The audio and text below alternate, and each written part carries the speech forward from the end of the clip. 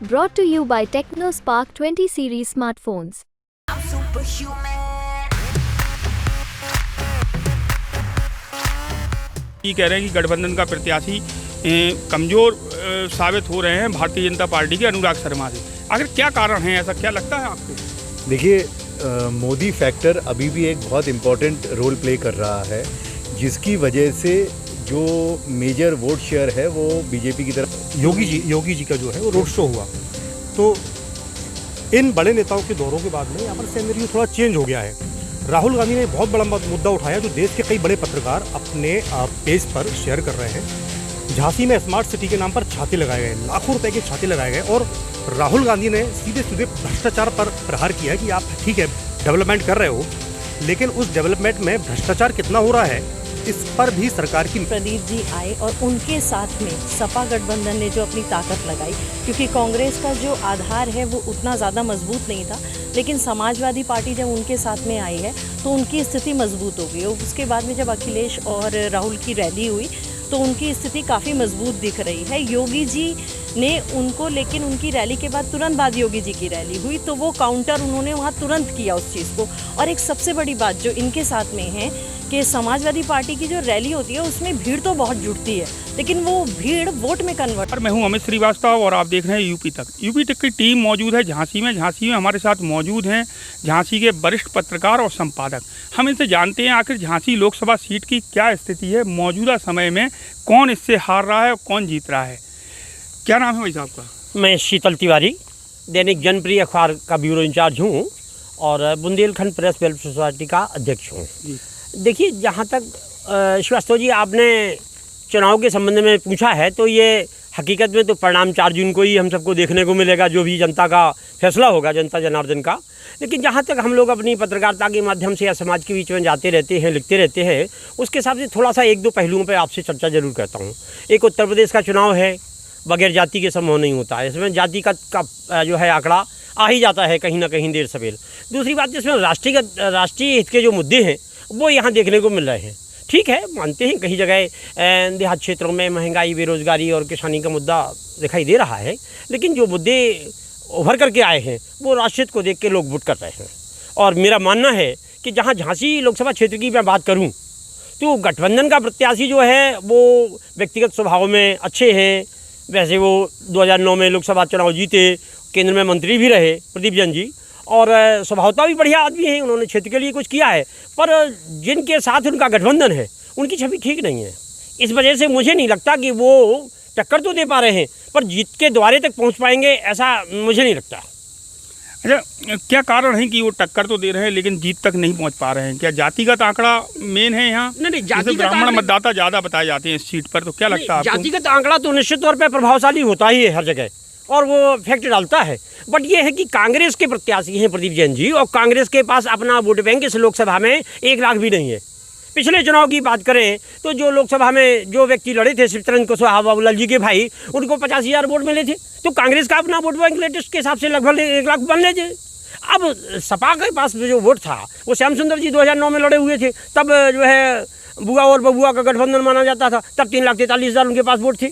तो यदि जो है जो सपा का गठबंधन उनके साथ है, उनके पास वोट बैंक है, लेकिन वो यादव जाति का वोट बैंक है, वो कितना इनके पास तक आ सकता है, चुनाव इसी पर निर्भर रहता है।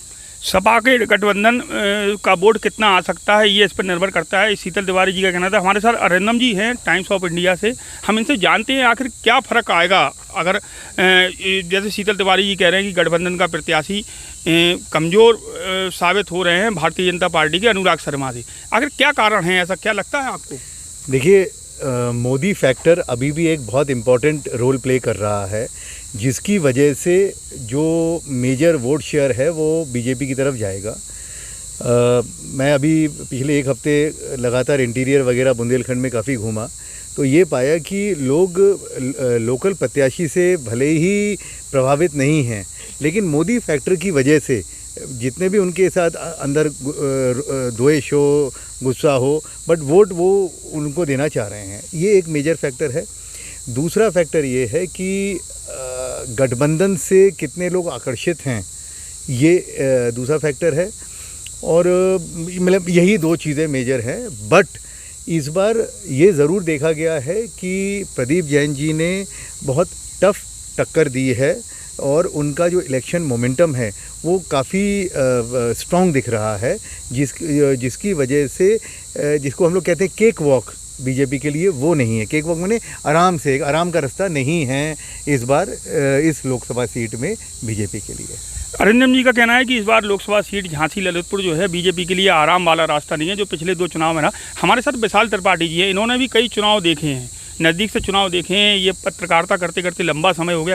विशाल जी, क्या लगता है आपको कुछ इस सीट पर कुछ चेंज आया? अभी हाल ही में नेताओं के दौरे हुए हैं, अभी वर्तमान में ऐसा बहुत ज़्यादा चेंज लग तो नहीं रहा है, लेकिन जो नैरेटिव 2 महीने पहले चुनाव शुरू हुआ था तो एक ये लग रहा था कि सीट एक तरफा रहेगी, लेकिन अब ये नैरेटिव आते आते कहीं ना कहीं एक संघर्ष देखने को मिल रहा है कांग्रेस और भाजपा के बीच में। और ये चुनाव राष्ट्रीय स्तर से होते होते प्रत्याशी स्तर पे आ गया है। अब इस पे कितना रहेगा ये तो 4 जून को पता पड़ेगा प्रत्याशी स्तर जी। यही इसमें मेरा जो आकलन है यही है कि अभी इस बारे में कहना कि कौन आगे है कौन पीछे है ये डिफ़िकल्ट है। अगर प्रत्याशी स्तर पे आया तो क्या लगता है आपको इन दोनों में बेसिकली प्रत्याशी कौन सा सरल और अच्छा है लोगों के लिए? सरलता कहना बड़ा मुश्किल काम है, किसी व्यक्तिगत के रूप में टिप्पणी करना, लेकिन जो प्रदीप जैन जी हैं चौराहे पे मिल जाते हैं, दिखते हैं, अनुराग जी भी मिलते हैं लोगों से, ऐसा नहीं है कि वो भी गायब रहते हैं, लेकिन अभी जो परसेप्शन बन रहा है पब्लिक परसेप्शन वो प्रत्याशी को लेकर है। राष्ट्रीय स्तर के मुद्दे निश्चित तौर पे आगे ही रहेंगे। अगर ये कांग्रेस फाइट कर रही है यही उनके लिए बहुत बड़ी बात है। विशाल जी का कहना ये है कि अब इन परिस्थितियों कांग्रेस फाइट कर रही है, ये बहुत बड़ी बात है। हमारे साथ धर्मेंद्र साहू जी हैं, सहारा समय से हैं। हम धर्मेंद्र जी से पूछेंगे कि अभी कुछ हाल ही के दिनों में नेताओं के यहाँ दौरे हुए हैं, तो क्या लगता है धर्मेंद्र जी कुछ माहौल चेंज हुआ है क्या चुनाव? जी देखिए अमित जी, निश्चित रूप से झांसी जो है बुंदेलखंड का गढ़ है, बुंदेलखंड का केंद्र है। ऐसे में ये जो चुनाव है वो स्थानीय चुनाव ना होकर राष्ट्रीय स्तर का चुनाव हो गया है। अभी हाल ही में राहुल गांधी का दौरा हुआ, अखिलेश का हुआ और अमित शाह योगी जी का जो है वो रोड शो हुआ। तो इन बड़े नेताओं के दौरों के बाद में यहाँ पर सिनेरियो थोड़ा चेंज हो गया है। राहुल गांधी ने बहुत बड़ा मुद्दा उठाया जो देश के कई बड़े पत्रकार अपने पेज पर शेयर कर रहे हैं। झांसी में स्मार्ट सिटी के नाम पर छाते लगाए गए, लाखों रुपए के छाते लगाए गए और राहुल गांधी ने सीधे सीधे भ्रष्टाचार पर प्रहार किया है कि आप ठीक है डेवलपमेंट कर रहे हो, लेकिन उस डेवलपमेंट में भ्रष्टाचार कितना हो रहा है इस पर भी सरकार की निगाह होनी चाहिए थी। तो निश्चित तौर पर ये मुद्दे जो हैं वो राष्ट्रीय स्तर के मुद्दे बन गए हैं। जहाँ तक आप प्रत्याशियों की बात कर रहे हैं तो जैसा हमारे और साथियों ने बताया कि ये जो चुनाव है वो सीधे सीधे भाजपा और कांग्रेस का चुनाव हो गया है और दोनों ही प्रत्याशी कहीं से कमज़ोर नज़र नहीं आ रहे हैं। ऐसा नहीं है कि भारतीय जनता पार्टी बहुत ज़्यादा मजबूत हो और कांग्रेस बहुत ज़्यादा हल्की हो। जहाँ भारतीय जनता पार्टी राष्ट्रवाद के मुद्दे पर चुनाव लड़ रही है, वहीं कांग्रेस जो है वो कई और दूसरे संविधान का मुद्दा है, भ्रष्टाचार का मुद्दा है। और प्रदीप जैन की जो छवि है, व्यक्तिगत रूप से अभी हमारे कुछ पत्रकार साथियों से चर्चा चल रही थी कि प्रदीप जैन 70% लोगों को नाम से जानते हैं सीधा सीधा। अनुराग जी के साथ में ये माइनस पॉइंट है कि वो लोगों से डायरेक्ट इंटरेक्ट नहीं है, लेकिन उनको मोदी के नाम पर वोट मिल रहा है और प्रदीप जैन को कांग्रेस के साथ साथ व्यक्तिगत छवि के नाम पर भी वोट मिल रहा है। झांसी से जो प्रदीप जैन जी हैं उन्हें व्यक्तिगत छवि के कारण भी वोट मिल रहा है। हम सोनिया जी से सीधा सीधा पूछेंगे। सोनिया जी हैं यूएनआई से हमारे साथ, हम इनसे सीधा सीधा पूछते हैं आखिर आपको क्या लग रहा है? पत्रकारिता लंबा समय हो गया आपको भी करते करते, आप लोकसभा में कर रही हैं पत्रकार, क्या लग रहा कौन जीत रहा कौन हार रहा? देखिए अगर हम बात करें शुरुआत से देखें अगर इस चुनाव को, तो शुरुआत में तो पूरी तरह से एक तरफा लग रहा था कि पूरा बीजेपी का वो है, लेकिन इसके बाद जब प्रदीप जी आए और उनके साथ में सपा गठबंधन ने जो अपनी ताकत लगाई, क्योंकि कांग्रेस का जो आधार है वो उतना ज़्यादा मजबूत नहीं था, लेकिन समाजवादी पार्टी जब उनके साथ में आई है तो उनकी स्थिति मजबूत हो गई। और उसके बाद में जब अखिलेश और राहुल की रैली हुई तो उनकी स्थिति काफ़ी मजबूत दिख रही है। योगी जी ने उनको, लेकिन उनकी रैली के बाद तुरंत बाद योगी जी की रैली हुई तो वो काउंटर उन्होंने वहाँ तुरंत किया उस चीज़ को। और एक सबसे बड़ी बात जो इनके साथ में है कि समाजवादी पार्टी की जो रैली होती है उसमें भीड़ तो बहुत जुड़ती है, लेकिन वो भीड़ वोट में कन्वर्ट नहीं हो पाती है। ये उनकी प्रॉब्लम विधायकी में भी देखी जाती है और यहाँ पर भी जो एक लग रही आशंका कि ये हो सकता है। लेकिन अगर इस समय कहा जाए तो इस समय बिल्कुल आप कहें कि एक तरफा वोट हो गया, ऐसा नहीं नहीं है। सीट पर फाइट पूरी तरह नज़र आ रही है, लेकिन हमें ये भी देखना होगा कि ये जो चुनाव है ये गांव गली कूचे नाली का नहीं है, ये प्रधानमंत्री का चुनाव है। जिस सांसद के माध्यम से हमें अपना प्रधानमंत्री चुनना है, तो ये बात भी जहाँ तक है लोगों के दिमाग में है। ठीक है, लोग परेशान हैं, दिक्कतें हैं, प्रत्याशी को लेके जो गठबंधन के प्रत्याशी हैं उनकी बहुत ही सरल छवि है।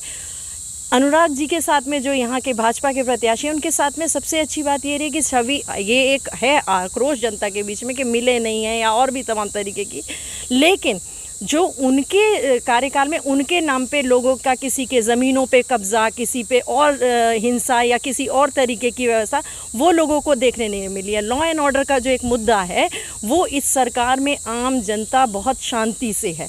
तो ये वाला जो मुद्दा है, सपा जो कांग्रेस का गठबंधन है, देखिए पुराने पाप जो होते हैं वो बहुत सालते हैं, तो कांग्रेस के प्रत्याशी हैं तो उम्मीदवार अच्छे, लेकिन उनकी बैक जो कर रहे हैं उनको लेके जनता की छवि बहुत ख़राब उनकी जनता में ये रहती है कि उनके शासनकाल में ऐसा होता है। अब कितना अब नहीं हो पाएगा ये एक कुछ कहा नहीं जा सकता, लेकिन पुराना ऐसा है, तो इसलिए ये नहीं कह सकते कि क्या कहते हैं प्रदीप जी बहुत सुलभता से जीत रहे हैं या अनुराग जी बहुत सुलभता से जीत रहे हैं। दोनों के बीच में फ़ाइट अच्छी है, लेकिन मुद्दे राष्ट्रीय ही हैं। हमारे साथ महेश पटेरिया जी हैं, हिंदुस्तान अखबार से सिटी चीफ हैं। हम इनके पास जाकर न्यूज़ एजेंसी बात करेंगे, पूछेंगे कि सोनिया जी जैसा बोल रही हैं कि कानून व्यवस्था भी एक बहुत बड़ा मुद्दा है। क्या लग रहा है इस चुनाव में कानून व्यवस्था मुद्दा है या निश्चित तौर पर कानून व्यवस्था बड़ा मुद्दा है रही है, और ऐसा अच्छा कानून व्यवस्था अभी तक देखने को नहीं मिली थी। या तो मिली थी बसपा शासनकाल में कि उस वक्त भी कानून के मुद्दे को लेकर चला जाता था, लेकिन उसके बाद से जब से योगी जी यहाँ पर संभाले हैं तो प्रदेश में कानून व्यवस्था बेहतर है।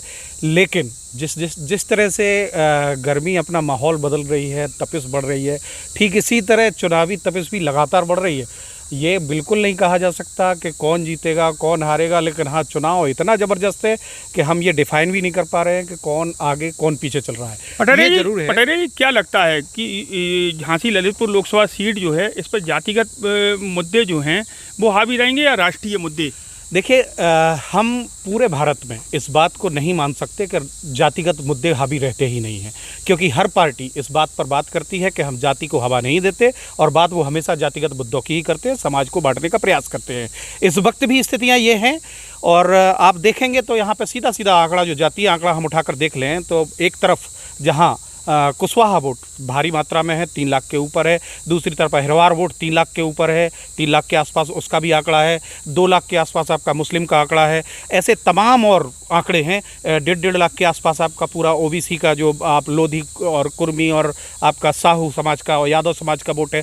ये इन सारे आंकड़ों को अगर उठाकर देखते तो आमने सामने की जमकर फाइट होने वाली है, और इसके ऊपर जो सबसे बड़ी फाइट देने वाला है वो भगवान भास्कर की तरफ से फाइट है, क्योंकि उस दिन करीब 45 डिग्री सेल्सियस पर तापमान रहने वाला है, और ऐसे में अपने वोटरों को निकालना दोनों दलों के बीच बड़ी चुनौती का कार्य होगा। महेश जी का कहना ये है कि इतने भारी टेम्परेचर में, चुनावी गर्मी में वोटरों को निकालना बड़ा चुनौती का काम है प्रत्याशियों के लिए। हम एक बार और विशाल जी के पास जाएंगे। विशाल जी, जैसा कि आपने कहा था अभी कि प्रत्याशी दोनों ही बैल हैं और दोनों ही ऐसे हैं आसानी से सुलभ हो जाते हैं, मिल जाते हैं लोगों को, और वहीं महेश जी कह रहे हैं कि जातिगत आंकड़ों को लेकर अगर देखें अपन तो ये चुनाव त्रिकोणीय क्यों नहीं हो सकता, क्योंकि बीएसपी का प्रत्याशी जो है वो कुशवाहा जाति से हैं, कुशवाहा जाति का यहाँ वोट बहुत अच्छा है। क्या कारण है कि त्रिकोणीय नहीं हो पा रही है? प्रत्याशी बसपा का प्रत्याशी हम सब पत्रकार हैं, जनता के बीच में है ही नहीं। जितना हम लोगों ने अभी ऑब्जर्व किया है कि जनता के बीच में पत्रकार है और वो प्रचार भी नहीं कर रहे हैं शायद उस स्तर का। तो त्रिकोणीय होने का कि वो चुनाव लड़ रहे हैं नहीं लड़ रहे हैं, ये कहना भी बड़ा विषय है। वो 4 जून को पता पड़ेगा वो चुनाव लड़ रहे हैं कि नहीं लड़ रहे हैं, बसपा की जहाँ तक बात है। जहाँ तक जातिगत समीकरण की बात हो रही है, तो जातिगत समीकरणों का चुनाव नहीं है, देश की मुद्दों का चुनाव है। यहाँ पर अगर जातिगत समीकरणों पे देखा तो कांग्रेस का प्रत्याशी फाइट में ही होना चाहिए, क्योंकि उनके पास मुझे लगता है जैन समाज के वोट बहुत ज़्यादा यहाँ पर है नहीं। तो जातिगत समीकरण नहीं है, प्रत्याशी का जो मुख्य मुद्दा जो इस समय चल रहा है वो प्रत्याशी का चेहरे का चल रहा है कि कौन प्रत्याशी वर्सेस अनुराग शर्मा वर्सेस प्रदीप जैन का चुनाव है। और प्रदीप जैन की जो फाइट में आने का मुख्य कारण क्या है, उनकी छवि है। इसके अलावा कोई नहीं, ना जातिगत समीकरण है, ना कांग्रेस का संगठन है, ना सपा को यहाँ के लोग उतना इस सीट पे लाइक कर रहे हैं, ना उनका जो पास्ट का इतिहास है। हमारे साथी पत्रकार ने कहा कि जो लॉ एंड ऑर्डर का मुद्दा, वो मुद्दा यहाँ पर इफेक्टिव है। ज़मीनों में कब्जे, अवैध खनन, ये सब का जो ट्रैक रिकॉर्ड सपा का रहा, उस वजह से अगर फाइट में तो लेकिन देखा जाए लॉ एंड ऑर्डर का मुद्दा तो स्टेट का रहता है और ये चुनाव सेंट्रल का है। क्या लगता है अरिंदम जी, लॉ एंड ऑर्डर का मुद्दा हावी रहेगा क्या? देखिए, मैं अभी पीछे एक हफ्ते बहुत इंटीरियर बुंदेलखंड में ट्रैवल किया हूँ। मेरे को 4 से 5 मेजर मुद्दे दिखे जिसमें लॉ एंड ऑर्डर एक मेजर इशू है। दूसरा है संविधान का एक नया नैरेटिव सेट किया गया है संविधान बदलने का, वो लोगों के अंदर काफ़ी देखने को मिला। इसके अलावा किसानों के मुद्दे बहुत ज्वलनशील हैं। और ये थे झांसी के पत्रकार साथी। उनका कहना ये है कि मोदी सरकार, कुछ लोगों का मानना ये है कि मोदी सरकार अच्छा काम कर रही है और इस बार बहुमत फिर लेके आएगी। वहीं कुछ लोगों का स्थानीय मुद्दों को लेकर मानना ये है कि यहाँ स्थानीय गठबंधन के कैंडिडेट प्रदीप जैन आदित्य भाजपा के कैंडिडेट को लंबी फाइट देते हुए नज़र आ रहे हैं। और हालांकि निर्णय जो है 4 तारीख को होगा, किसके सर सजेगा झांसी की लोकसभा का ताज, ये आने वाली 4 तारीख को ही पता चलेगा। झांसी से यूपी तक के लिए अमित श्रीवास्तव।